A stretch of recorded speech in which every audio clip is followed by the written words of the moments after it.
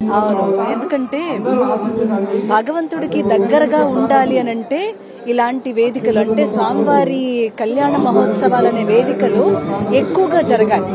అందున ఆనంద నాయుడు గారు ఒక మంచి ఇనిషియేషన్ తీసుకుని ఈ కర్నూలు పట్టణంలో ఎంత రణగుణ ధ్వనుల్లో ఉన్న మనందరికీ మళ్ళీ ఒక మంచి స్వాంతన కలిగేలాగా చక్కదైనటువంటి ఒక కళ్యాణ మహోత్సవాన్ని కేవలం వారి కోసం అని కాకుండా అందరూ బాగుండాలనేటువంటి మంచి సంకల్పాన్ని వారు చేశారు.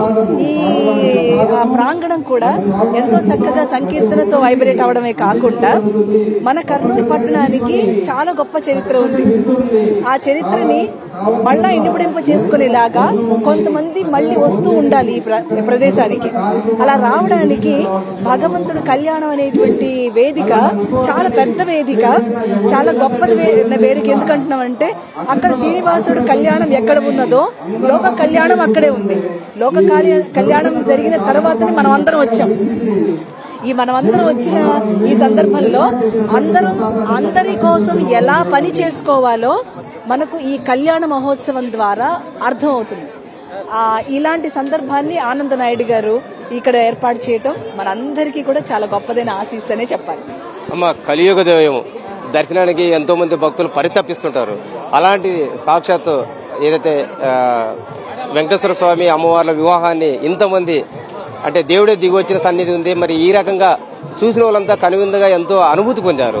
మరి ఈ రకంగా వాళ్ళ పాప పరిహారం కావచ్చు అంటే భక్తి సన్నిధిలో వాళ్ళకి లభించే దేవుని యొక్క కృపా కటాక్షం ఏ విధంగా ఉంటుంది?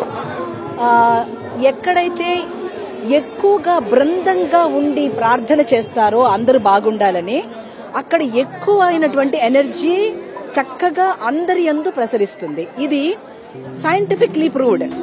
ఒక చోట గోవిందనామాన్ని ఒక్కళ్ళు కాకుండా కొన్ని వేల మంది గనక నామం చెప్తే ఆ ఒక్క గోవింద నామమే చాలు అందరూ బాగుండడానికి.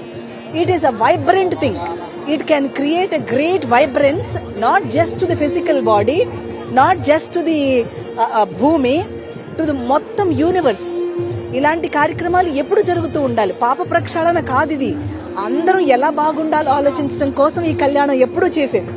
ఈ కళ్యాణంలో ఉన్న ముఖ్యమైన అంశం ఏంటంటే చాలా మందికి ఇది తెలియదు. ఇది జీవుడికి దేవుడికి జరిగే కళ్యాణం. అమ్మవారికి అయ్యవారికి జరిగే కళ్యాణం అని మనం అక్కడ బొమ్మలు చూడటం కాదు. దిస్ ఈస్ ప్రకృతికి పురుషుడికి జరిగే కళ్యాణం. అంటే ఇక్కడ ఉన్న వాళ్ళందరం కూడా పురుషులం కాదు, స్త్రీలమే. ఈ స్త్రీతత్వం అంతా కూడా ఆయనలోకి చేరాలంటే ఒకడే పురుషుడు. అందుకని ఇక్కడ ఉన్న ఈ చేస్తున్న మనం ఈ కళ్యాణము ఆయన మన కోసం చేస్తున్నాడు. ఈ కళ్యాణం మనం ఏం చేయట్లేదు ఆయన ఈ కళ్యాణం. అందుకనే అన్నమయ్య కూడా చాలా చక్కగా చెప్పాడు. పాత్ర దానోత్సవ ప్రజ వెంకటరాయ ధాత్రీశ కామితార్థ ప్రదాయ.